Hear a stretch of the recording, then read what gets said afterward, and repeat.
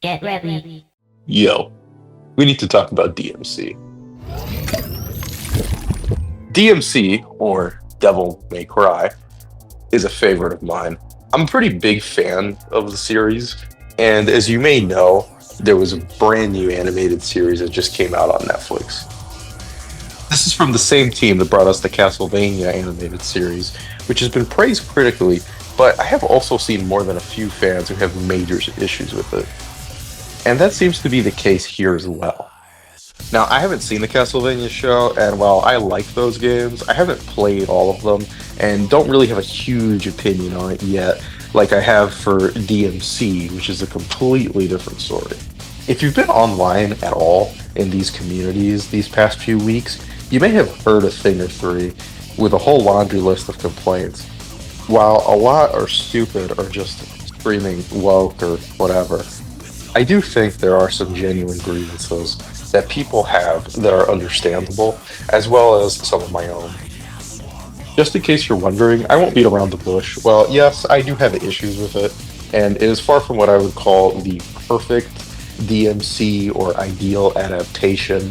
I do like it and think it's worth your time. Now, let me tell you why, while also explaining what I don't like. Full disclosure, I am spoiling the whole thing, so it should go without saying, but actually maybe watch the damn show before watching a video on it. I don't know. That's personally what I would do. The series is weird. Yes, even for DMC. This is mostly because of how it decides to tell its story and what it's making it about. Devil May Cry, you see, is not a game that primarily focuses on story. Sure, it's there and can be enjoyed. It's only really there to be a complement to the crazy fun action gameplay and cool style. Obviously, a series is going to have a bit more in the story department since there's no gameplay. So we get political. Full disclosure, I'm not one of those guys that gets mad when they put politics in my Nintendo, but I do think there's a time and place, and such a thing as tact.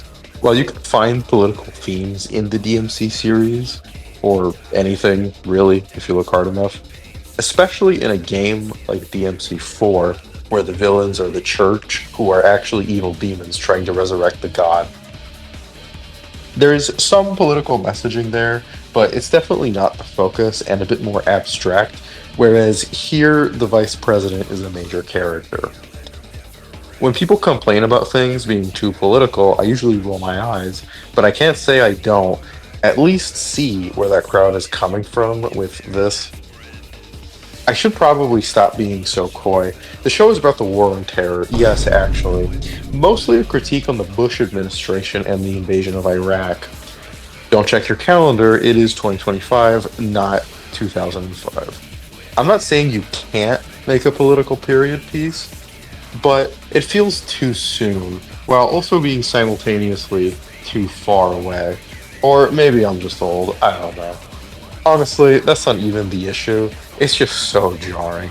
It's like if they made a new Ninja Gaiden series and it was about the Troubles or some shit.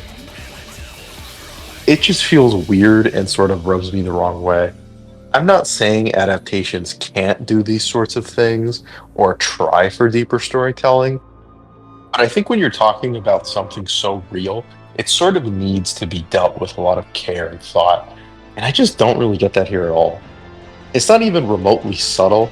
The Makai, which are the demons who aren't monsters, are basically stand ins for people from the Middle East or immigrants, whereas the regular demons can be seen as terrorists, which in theory is fine, it's just not very subtle. You get the point almost instantly, and it's only made worse by the ending of the entire series, which, spoilers, has the vice president literally nuke hell with American Idiot playing in the background. It just feels like it was written by a 14-year-old in 2003 sometimes, that's all I'm saying. The writing is honestly pretty inconsistent for me, and has a bunch of moments where I feel like they didn't think the audience would be smart enough to understand what's even happening. Like, having Lady constantly say she's drugged, like we can't, like, see that, like, obviously. There's also this subplot with a guy that's being used by the villain, and it kind of goes nowhere special and only exists so that stupid ending can happen in the first place. I do feel at two minds on this. While, yes, I do agree with the politics of the show, I just don't really like how they're presented, especially when dealing with such serious topics. And while similar things happen throughout the world today, it's not like the war on terror stopped, or there aren't any other very, very similar issues going on across the world right now. But I also think these things should be talked about and expressed through art. So it's a little frustrating for me, but I can't just like something because its politics are fundamentally good if it feels so juvenile. But hey, maybe that's just me. My feeling of immaturity throughout the show is not helped by that soundtrack either. I kid, but I actually thought it matched the DMC vibe, or at least what the show is going for, pretty well. And despite its story hangups, the action was super well directed and engaging. I was always glued to the screen during the action, and in an adaptation of a character action game, I personally think that's important. Honestly, I could get through the politics and the lack of subtlety if the series was done justice. Was it here? Well, sort of. I think the story has a bit of a tone issue for me. DMC should always be kinda on this level. It can get dark at times, sure, but at the end of the day, it doesn't take itself too seriously and is more concerned about how cool or over the top it can be. The show is kind of like this. While there are plenty of over the top or funny moments in the show, it feels just a bit off to me. Like, the show wants us to take this super serious political message in and showing us the plight of this rabbit man, while also having the most Reddit dialogue I have ever heard in my life, which is wherein lies my biggest problem with the show. Alright, let's get it fucking over with. Let's talk about the big motherfucking gargantuan elephant in the fucking room. Lady. I'll be honest, I've been trying to avoid most criticism on her in this show because most of it is kind of dumb. But I have a lot to say myself. First and foremost, her fucking mouth. Now, I know Lady was never exactly a Girl Scout, but having her cuss in literally every other line is simply absurd and annoying. It honestly straight up ruins some scenes, like her explaining why Sparta made the wall that separates hell and earth. It just feels like trying way too hard to make her cool, which doesn't even make sense to me because she's always doing cool shit in the show, maybe even more than Dante, which I don't have a huge problem with. But she's way too good and is constantly capturing or taking out Dante, which is kind of ridiculous if you know anything about this series. They also changed her outfit, which I'm pretty sure made a certain demographic of person very upset. But honestly, I can't say I'm too happy about it either. And that's not because she's wearing something different or whatever. It's because her costume's extremely boring. It's just like a sci-fi bodysuit thing. Her original design told us so much more about that character before we ever even heard a word of dialogue. They also use Lady's real name constantly, which is kind of annoying to me, but whatever. At least Dante calls her Lady. She debatably is more of a main character than fucking Dante, which is just crazy to me. The villain only exists because of her, and she's the one with an arc, and who develops throughout the show. Which is kind of the perfect example why the writing just doesn't work for me at all.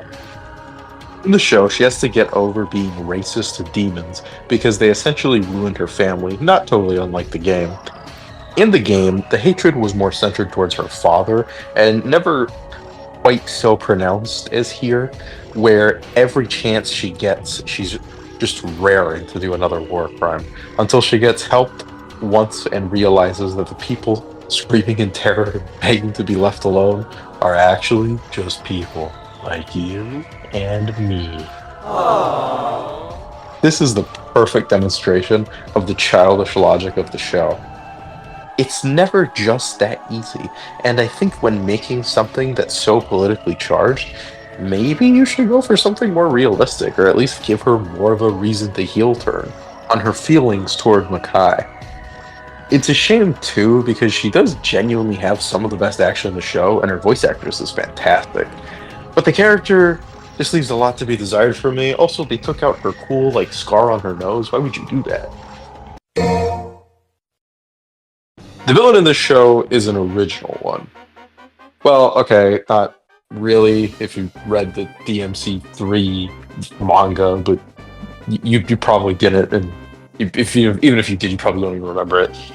Anyway, well, yes, this story is part DMC 1, part DMC 3. It is mostly its own weird thing, and I think it needs its own weird villain, or at least one that wasn't really used in anything that anyone cares about. Too bad the best ideas don't always make for the best outcomes, though. I do not like this fuck ass Rabbit Man at all. He's like every edgy I want revenge character you've ever seen. He's actually not a bunny. Shocker. It's just a really good costume that he just got somehow. Oh. He's actually a human who was sent to the demon realm at a young age and grew up there with them. Isn't the air in hell like deadly to humans or some shit? Whatever. He and his Makai family are displaced on Earth, and Lady and her men take them all out, only leaving the Bunny Man to survive, who swears vengeance.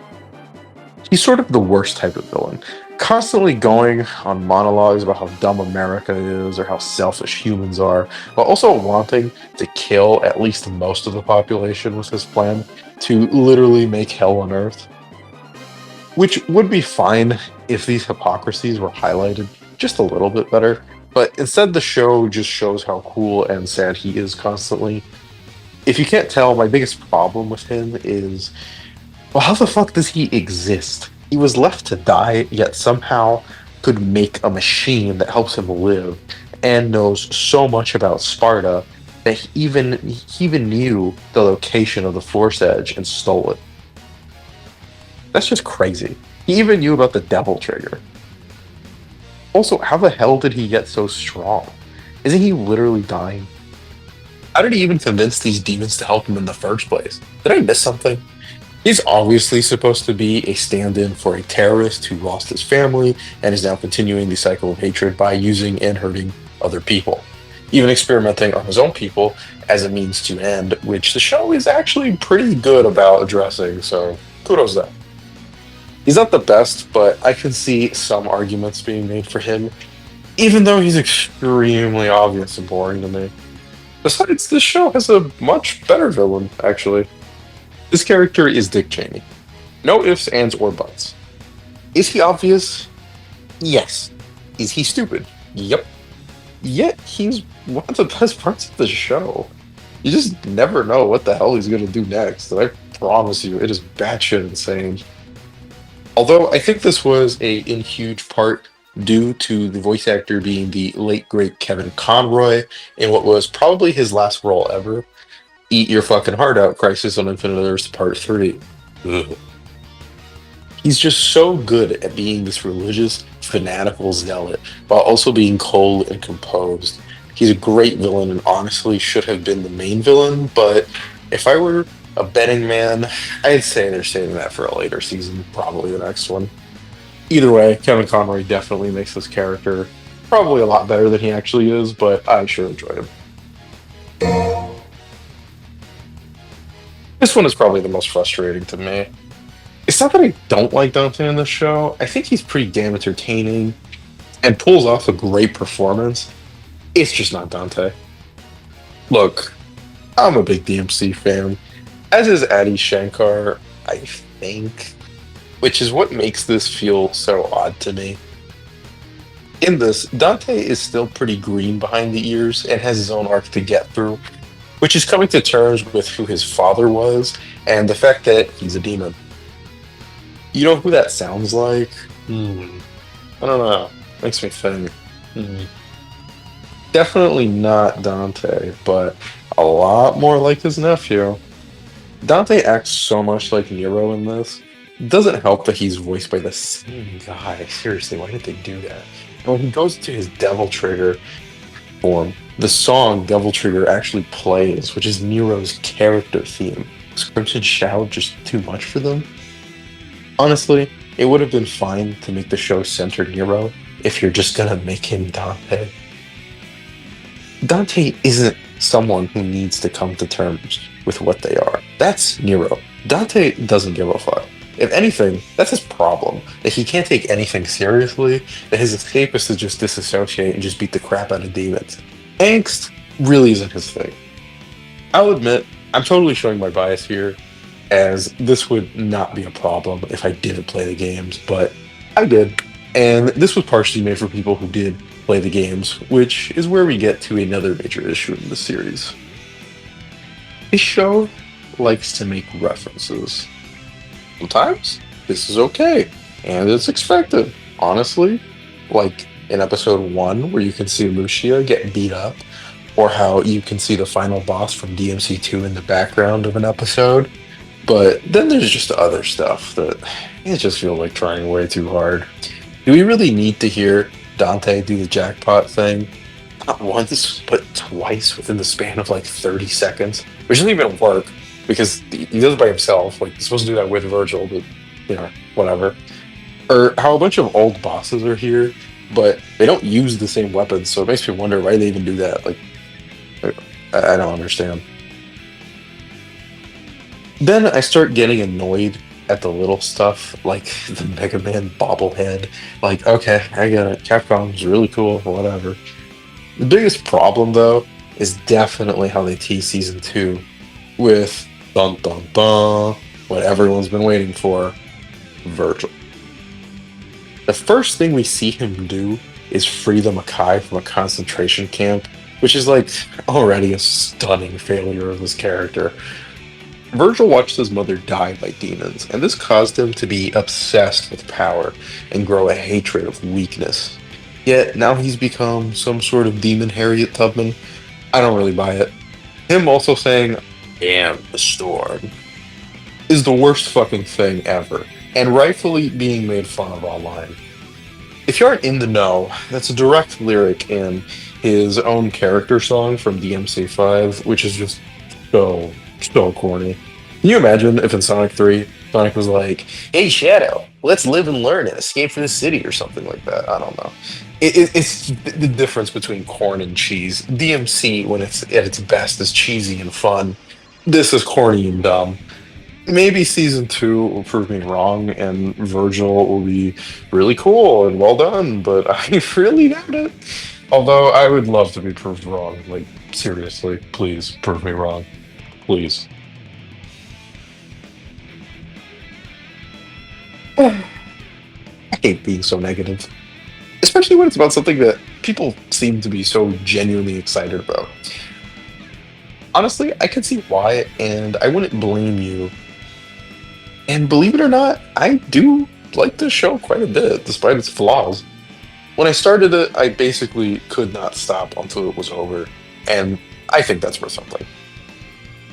If I were an optimist, I'd say that they use this season to see what works and what doesn't, and will improve upon the stuff that's already really good for a better season 2. But I don't know. The realist in me says they'll keep changing shit that doesn't need to be changed for more internet discussion, artificially making the show stuck in your brain longer. Adi Shankar is a really weird guy, whose work I do kind of want to follow now. I'm really interested in Castlevania, although everything I've heard from that makes me think I might like it a little less than this. I'll definitely check out his future work that's apparently being made, like Assassin's Creed, Hyper Light Drifter, and PUBG.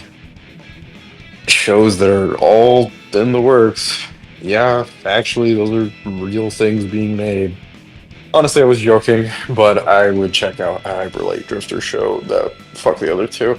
Maybe my certain biases are stopping me from enjoying this show as much as most people, but I also don't hate it as much as others and can see that there's a lot there. It could just use a polish or two. Honestly, though, I felt the need to talk about this after I saw it, so much so that I even paused another big project to work on this. And I feel I just had to vent out my feelings and frustrations with the show. I have complicated feelings about. Say what you will about the show, it at the very least got me to think about and play the games again. That's what every adaptation should strive for. Hey, hope you liked the video. Decided to do something a little bit more contemporaneous this time, just because I got DMC in the mind and probably going to do something for the games soon, or maybe even the old Madhouse anime. Definitely going to make a video like this for season two whenever that comes out, which I'm pretty sure is soon. I'm sorry if I got any information wrong. If I did, please let me know. I'm only human. And if you disagree with me, then leave a comment. If you think I'm stupid or something, or hey, if you liked it, you could also leave a comment.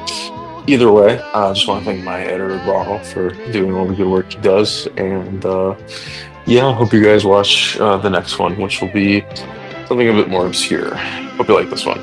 See you around.